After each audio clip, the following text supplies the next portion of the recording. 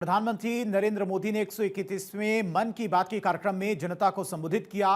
उन्होंने इस दौरान कहा कि एआई समिट में दुनिया को एआई के क्षेत्र में भारत की अद्भुत क्षमताएं देखने को मिली हैं और इस दौरान भारत ने 3 made in India AI model भी लॉन्च किए। ये अपने आप में अब तक की सबसे बड़ी एआई समिट रही है।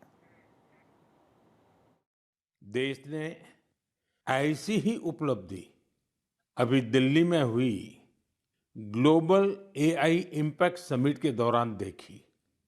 कई देशों के नेता, उद्योग जगत के लीडर्स, इनोवेटर्स और स्टार्टअप सेक्टर से जुड़े लोग एआई इम्पैक्ट समिट के लिए भारत मंडपम में एकत्र हुए।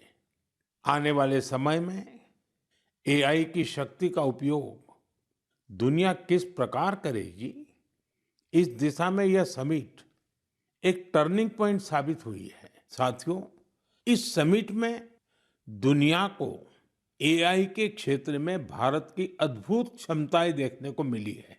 इस दौरान भारत ने 3 made in India AI model भी लॉन्च किए। यह अपने आप में अब तक की सबसे बड़ी एआई समिट रही है। मन की बात कार्यक्रम में प्रधानमंत्री नरेंद्र मोदी ने तमिलनाडु की पूर्व मुख्यमंत्री जयललिता का जिक्र भी किया। पीएम मोदी ने जयललिता को याद करते हुए उन्हें भावपूर्ण श्रद्धांजलि दी।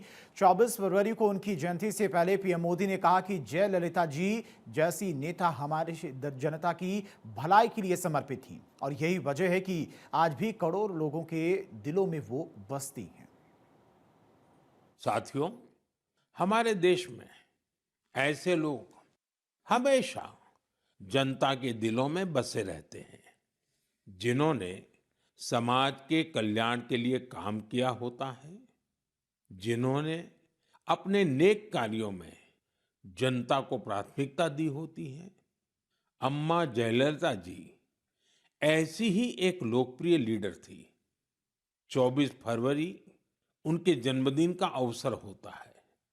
तमिलनाडु के लोगों का उनसे लगाव कितना गहरा था, यह मुझे आज भी राज्य के दौरे में दिखता है। अम्मा जयललिता जी का जिक्र होते ही तमिलनाडु के लोगों के चेहरे खिल उठते हैं। हमारी नारी शक्ति का जुड़ाव तो उनसे और विशेष रहा है।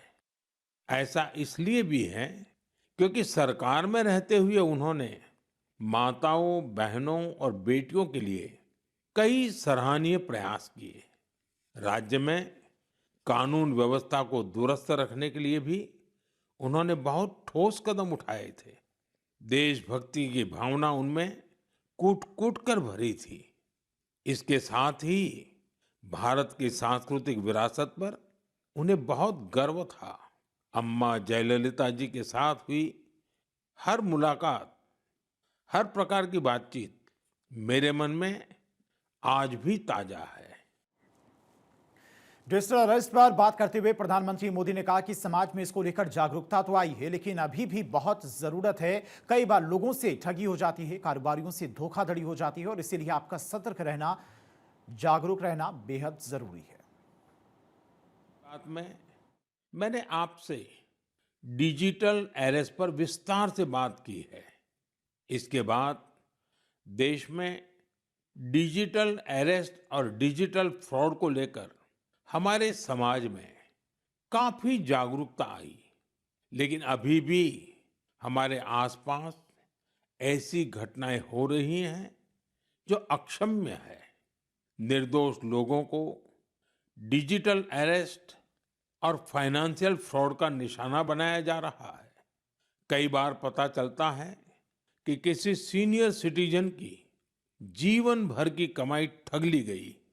कभी किसी उन पैसों की ठगी हो जाती है जो उसने बच्चों की फीस जमा करने के लिए बचाए थे। कारोबारियों से धोखाधड़ी की खबरें भी हमें देखने को मिलती हैं। कोई फोन करता है और कहता है, मैं एक बड़ा अधिकारी हूं, आपको कुछ डिटेल्स शेयर करनी होगी। इसके बाद भोले भाले लोग ऐसा ही कर बैठते हैं। इसलिए आपका सतर्क रहना, जागरूक रहना बेहद जरूरी है। और मन की बात में प्रधानमंत्री मोदी ने किसानों पर चर्चा करते हुए कहा कि मिट्टी को सोना बनाना हमारे किसानों से सीखना चाहिए। हमारे किसान परंपरा टेक्नोलॉजी दोनों को साथ लेकर चल रहे हैं। प्रधानमंत्री नरेंद्र मोदी ने कहा कि किसान परंपरा और तकनीक को जोड़कर नवाचार कर रहे हैं। केरल के किसान सैकड़ों किस्मों का चावल उगा रहे हैं और ओडिशा के किसानों ने आधुनिक ढांचे, फल, सब्जी और मछली पालन से आय बढ़ाई है। मेरे प्यारे देशवासियों, हमारे किसान केवल अन्नदाता नहीं है, वे धरती के सच्चे साधक हैं। मिट्टी को सोना बनाना क्या होता है, ये कोई हमारे किसानों से सीखे। और हमारा आज का किसान तो परंपरा और टेक्नोलॉजी दोनों को साथ लेकर चल रहा है। और मुझे ये देखकर खुशी होती है कि हमारे किसान अब सिर्फ उत्पादन नहीं, बल्कि गुणवत्ता, वैल्यू एडिशन और नए बाजारों पर भी ध्यान दे रहे हैं। हमारे किसानों की मेहनत का असर आंकड़ों में भी दिख रहा है। भारत आज दुनिया का सबसे बड़ा चावल उत्पादक देश बन चुका है। 15 करोड़ टन से अधिक चावल का उत्पादन ये छोटी उपलब्धि नहीं है। हम अपनी जरूरतें पूरी कर रहे हैं और दुनिया की फूड बास्केट में योगदान भी दे रहे हैं। प्रधानमंत्री नरेंद्र मोदी ने केरल कुंभ का जिक्र करते हुए कहा कि पिछले साल इसी वक्त महाकुंभ की भव्य तस्वीरें देश ने देखी। वहीं आस्था की धारा, वही माघ महीना जो उत्तर से दक्षिण तक आते आते नई पहचान ले लेता है। और इस बार केरल कुंभ का सफल आयोजन हुआ। तिरुनावाया में मनाया गया केरल कुंभ आस्था और स्मृति के जागरण का प्रतीक बना है। पिछले वर्ष इसी समय महाकुंभ की अद्भुत तस्वीरें आपको जरूर याद होगी। संगम के तट पर उमड़ता जनसागर, आस्था का अथाह प्रवाह और स्नान के उस पावन क्षण में जैसे भारत अपनी सनातन चेतना से साक्षात्कार कर रहा था। साथियों, महाकुंभ की वही धारा, वही माघ का महीना, वही श्रद्धा का स्वर जब उत्तर से दक्षिण की ओर बढ़ता है तो एक नई पहचान ले लेता है। साथियों, केरला की धरती पर भारत पूजा नदी के किनारे तिरुनावाया में सदियों पुरानी एक परंपरा रही है, मामंगम। इसे कई लोग महामाघ महोत्सव या केरला कुंभ भी कहते हैं। अपनी विरासत को फिर से पहचान रहे हमारे देश में इतिहास ने फिर करवट ली है। इस बार बिना किसी बड़ी घोषणा के केरला कुंभ का सफल आयोजन हुआ। ऑर्गन डोनेशन पर चर्चा करते हुए प्रधानमंत्री मोदी ने कहा कि देश को ऑर्गन डोनेशन की जरूरत है। पीएम मोदी ने कहा कि केरल में 10 महीने की बच्ची आलीना के माता पिता ने दुख के बीच में अंगदान का बड़ा फैसला लिया। इससे कई जिंदगियों को नई उम्मीद मिली। दिल्ली की लक्ष्मी देवी को हार्ट ट्रांसप्लांट से नया जीवन मिला। वहीं राजस्थान के सीकर के रामदेव किडनी ट्रांसप्लांट के बाद खेलों में आगे बढ़ रही हैं। कुछ दिन पहले हमने केरला की एक नन्ही मासूम आलिन शेरिन अब्राहम को खो दिया है। महज 10 महीनों में वो इस दुनिया से चली गई। कल्पना कीजिए, उसके सामने पूरी जिंदगी थी जो अचानक खत्म हो गई। कितने ही सपने और खुशियां अधूरी रह गई। उसके पेरेंट्स जिस पीड़ा से गुजर रहे होंगे उसे शब्दों से व्यक्त नहीं किया जा सकता है। लेकिन इतने गहरे दर्द के बीच भी आलिन के पिता अरुण अब्राहम और मां शेरिन ने एक ऐसा फैसला लिया जिससे हर देशवासी का हृदय उनके प्रति सम्मान से भर गया है।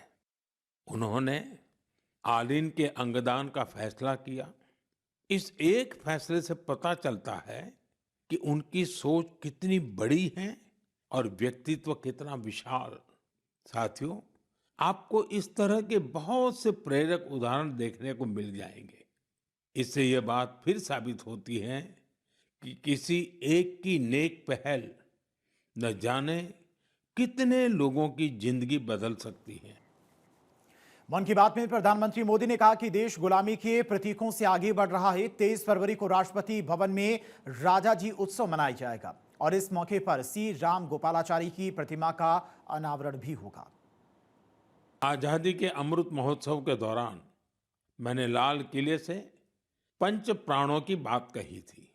उनमें से एक है गुलामी की मानसिकता से मुक्ति।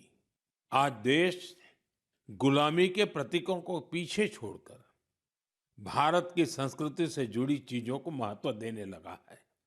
इस दिशा में हमारे राष्ट्रपति भवन ने भी एक महत्वपूर्ण कदम उठाया है। कल यानी 23 फरवरी को राष्ट्रपति भवन में राजाजी उत्सव मनाया जाएगा। इस अवसर पर राष्ट्रपति भवन के केंद्रीय प्रांगण में सी राजगोपालाचारी जी की प्रतिमा का अनावरण किया जाएगा। प्रधानमंत्री नरेंद्र मोदी ने परीक्षा दे रहे छात्रों को संदेश दिया। पीएम मोदी ने कहा कि एग्जाम के दौरान तनाव और शंका आना स्वाभाविक है, लेकिन याद रखें, आपकी काबिलियत सिर्फ मार्कशीट से तय नहीं होती है। जो पढ़ा है पूरे मन से लिखिए, जो ना आए उसे खुद पर हावी ना होने दी। माता पिता अपने शिक्षकों से बात करते रहें। मुझे पूरा भरोसा है कि आप परीक्षा ही नहीं, जीवन में भी सफल होंगे। मेरे प्यारे बच्चों, आप तो एग्जाम वॉरियर है।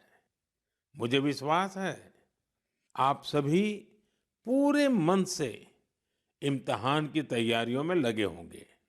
हाँ, ऐसे समय में मन में थोड़ी शंका आना भी स्वाभाविक है। कभी लगता है सब याद रहेगा या नहीं रहेगा, कभी लगता है समय कम तो नहीं पड़ जाएगा ना। ये भाव हर पीढ़ी के बच्चों ने महसूस किए हैं। आप अकेले नहीं हैं। आप याद रखिए, आपका मूल्य आपकी मार्कशीट से तय नहीं होता। इसलिए खुद पर भरोसा रखिए। मन की बात में प्रधानमंत्री मोदी ने खेल का भी जिक्र किया। प्रधानमंत्री नरेंद्र मोदी ने कहा कि जो खेले वो खिले, खेल हमें जोड़ता है। आजकल T20 वर्ल्ड कप के मैच चल रहे हैं और कई बार नजर किसी ऐसे खिलाड़ी पर टिक जाती है जिसकी जर्सी किसी और देश की होती है, लेकिन नाम सुनते ही अपनापन महसूस होता है। दिल में खुशी होती है क्योंकि वो खिलाड़ी भारतीय मूल का होता है और दुनिया में भारत का नाम रोशन करता है। साथियों, मैं अक्सर कहता हूं, जो खेले वो खिले। खेल हमें जोड़ता भी है। आजकल आप T20 वर्ल्ड कप के मैच देख रहे होंगे और मुझे पक्का विश्वास है कि मैच देखते हुए कई बार आंखें किसी खास खिलाड़ी पर टिक जाती होंगी। जर्सी किसी और देश की होती है, लेकिन नाम सुनकर लगता है कि अरे, ये तो अपने देश का है। तब दिल के किसी कोने में एक हल्की सी खुशी आती है, क्योंकि वो खिलाड़ी भारतीय मूल का होता है। ऐसे कितने ही भारतीय मूल के खिलाड़ी हैं जो अपने देश का गौरव बढ़ा रहे हैं, वहां के युवाओं के लिए प्रेरणा बन रहे हैं।